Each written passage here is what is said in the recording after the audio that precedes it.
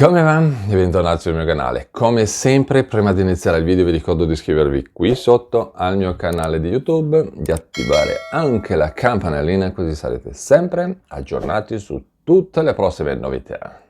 Eh sì, perché di novità oggi ce ne sono tantissime, quindi come sempre ricordatevi che questi video sono divisi in due parti. Prima parte notizioni, seconda parte vi spiego i notizioni, quindi se volete, anzi dovete ascoltare tutto il video per capire bene tutto quanto. Quindi partiamo subito col primo notizione di oggi. Cosa succede alle domande di ADI? Cosa succede alle domande di assegno di inclusione? Perché alle volte sono sospese?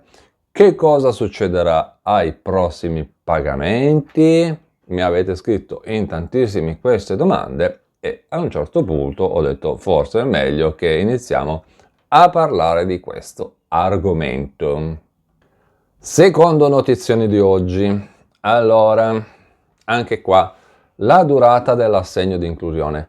Quanto dura? Può essere fruito, cioè fruito nel senso ricevuto per 18 mesi, 12 mesi, come, quando e perché.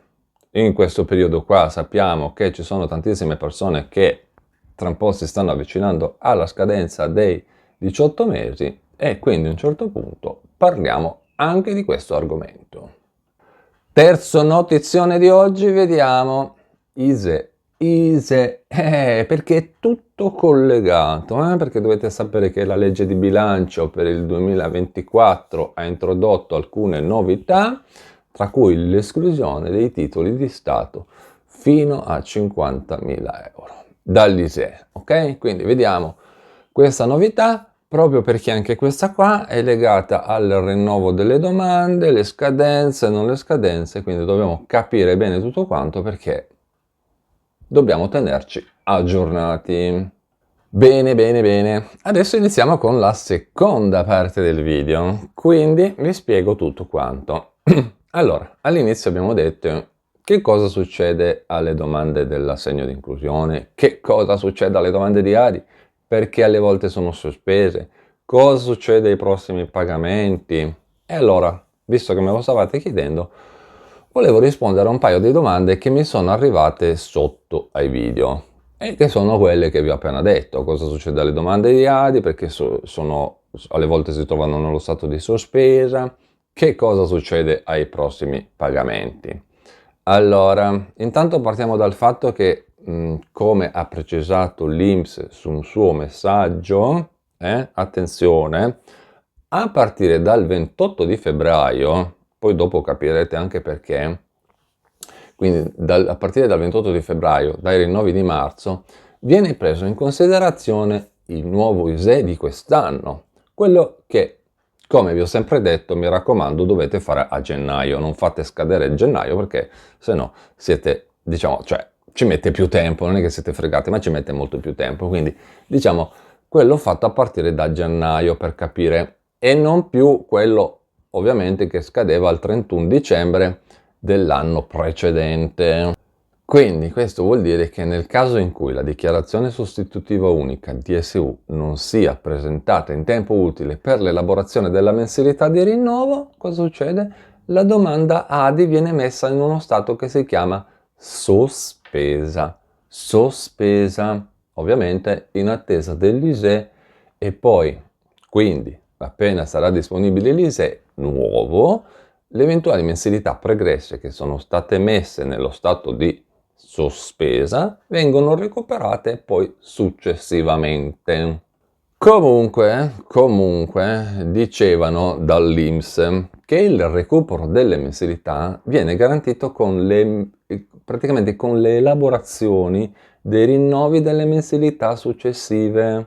Poi un'altra informazione molto importante che dovete sapere è che è disponibile all'interno della procedura ADI, cioè grandi parole per dire che comunque all'interno del sito internet dell'INPS trovate tutto il dettaglio delle causali delle domande respinte, per le quali l'INPS, cioè o comunque per le quali il richiedente può presentare istanza di riesame alla propria sede INPS di competenza.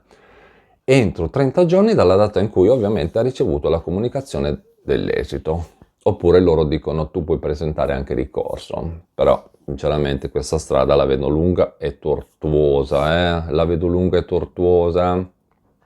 Poi infine, per tutte le domande ADI che sono state messe in evidenza alla sede perché hanno delle omissioni o delle difformità della DSU, dicono che l'INPS invierà poi alle persone un messaggio con un SMS oppure un'email che avvisa appunto della problematica.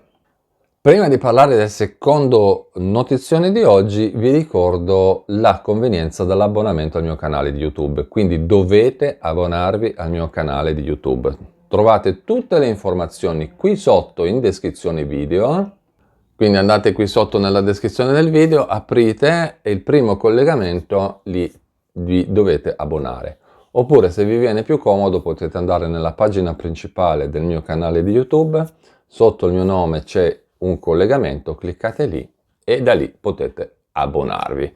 Mi raccomando, fatelo soprattutto con il livello 2, abbonatevi al livello 2 perché guardate bene che cosa c'è scritto, perché secondo me quella cosa lì, quel tipo di livello, secondo me vi interessa. A parte il fatto che comunque il livello 2 e poi comunque gli abbonati hanno video esclusivi, chat riservate, live, dirette live con commenti prioritari, la priorità dei commenti sotto i video, perché io li vedo subito, video esclusivi che vedono solo gli abbonati, insomma, quindi l'abbonamento vi dà un sacco di vantaggi rispetto alla classica iscrizione. Ora vediamo il secondo argomento di oggi, la durata dell'assegno di inclusione, 18 mesi, rinnovabili, non rinnovabili. Allora, se vi ricordate, anche RDC funzionava più o meno così, più o meno, con la sola differenza che il rinnovo durava 18 mesi e la sospensione comunque c'era sempre la sospensione di un mese, quindi non è che con ADI hanno inventato l'acqua calda, hanno solo fatto un ricopione, ecco. Il rinnovo per altri 12 mesi e non 18 con ADI e dunque soggetto a un mese di sospensione, un mese di stop, chiamatelo come volete. Come detto, l'assegno di inclusione, già lo sapete, è entrato in funzione a gennaio 2024. Chi lo percepisce da allora e non ha mai avuto interruzioni, attenzione, non ha mai avuto interruzioni, perché poi se ci sono interruzioni qui il calcolo si sballa, comunque, che non ha mai avuto interruzioni, riceverà l'ultima mensilità a giugno di quest'anno. E quindi a luglio si potrà presentare domanda di rinnovo. Ovviamente a luglio non c'è la ricarica, poi si riparte ad agosto. Ovviamente la domanda si può rifare per tutti quelli che hanno mantenuto i requisiti o comunque che hanno i requisiti per poter rifare domanda e proseguire nella richiesta, diciamo. Ovviamente INPS, se tutto a posto, accoglie la richiesta e riconosce il pagamento poi dal mese di agosto. Una persona mi aveva chiesto, ma io posso fare già domanda tipo a luglio, a metà luglio, a fine luglio? Ma io direi che secondo me prima riuscite a preparare tutti i documenti, prima prendete appuntamento al vostro CAF o consulente fiscale e prima vi risolvete i problemi. Così almeno il vostro consulente fiscale ha tutti i documenti lì pronti, appena è tutto fatto può inviare la domanda e vi risolvete tutti i problemi. Perché ricordatevi che poi c'è la prima metà del mese, la seconda metà del mese, dal primo al 15 va al 15 del mese dopo, dal 15 al 20, cioè insomma c'è tutto sto paciocco, quindi prima lo fate meglio è, della serie, chi prima arriva meglio alloggia. Terzo notizione di oggi, come vi ho detto, con la legge di bilancio c'è stata introdotta l'esclusione dei titoli di Stato fino a 50.000 euro all'interno dell'ISEE. Quindi stiamo parlando in pratica di buoni fruttiferi postali, libretti di risparmio postale, buoni del tesoro poliennali, i certificati di credito del tesoro, i buoni ordinari del tesoro, i BTP Italia e i BTP Futura. Loro ti dicono che questa cosa qua è stata fatta per incentivare l'acquisto da parte dei cittadini.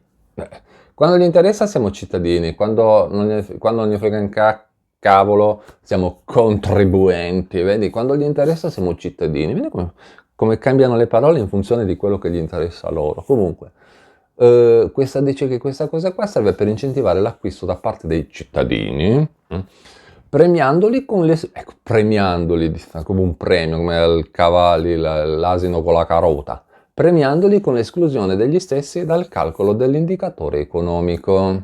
Quindi dice che un indicatore economico più basso permette di accedere a determinate prestazioni, anche previdenziali, molto più facilmente, come per esempio il bonus bollette, l'assegno di inclusione, la carta dedicata a te, la carta acquisti, eccetera, eccetera. Ce n'è tantissimi perché, voglio dire, non è che sto lì a raccontarveli tutti, no? Quindi, con l'approvazione del nuovo modello tipo della dichiarazione DSU e con tutte le istruzioni ovviamente per la compilazione, da adesso in avanti è possibile escludere dal calcolo dell'ISEE i titoli di Stato, i buoni fruttiferi, i libretti di risparmio, bla bla bla, quello che vi ho detto prima. Ultima precisazione, ricordatevi che le DSU che sono già state presentate quest'anno rimangono valide fino alla loro scadenza naturale, quindi per l'accesso ai fini delle prestazioni sociali agevolate, e resta comunque la facoltà della persona o del richiedente di fare l'approvazione della nuova ISEE, quindi di una nuova attestazione. Lì sarà da capire se sarà a pagamento oppure no. Io questo attualmente non ve lo so dire, nel senso che se uno va lì ricordatevi che appunto l'ISEE è gratuito se si fa il cambio del nucleo familiare, per esempio. Per tutto il resto è a pagamento. Adesso poi bisognerà capire se col fatto che è cambiata la DSU a livello proprio di legge, togliendo i buoni fruttiferi vi fanno pagare oppure no. Vi fanno pagare per la compilazione dell'ISEE. Io questo non lo so attualmente, non so bene come sta girando il mercato in questo momento, quindi non saprei dirvi. Siete voi che, cioè chi ha fatto l'ISEE facendosi togliere i buoni fruttiferi, tutto il resto, è l'unico che sa dirmi se qui sotto nei commenti se ha dovuto pagare per rifarlo oppure no. Bene, con questo è tutto, io vi ringrazio per avermi guardato, ricordatevi di iscrivervi al mio canale di YouTube, di attivare anche la campanellina così sarete sempre aggiornati su tutte le prossime novità. E noi ci vediamo in un prossimo aggiornamento sempre qui sul mio canale di YouTube. A presto, ciao!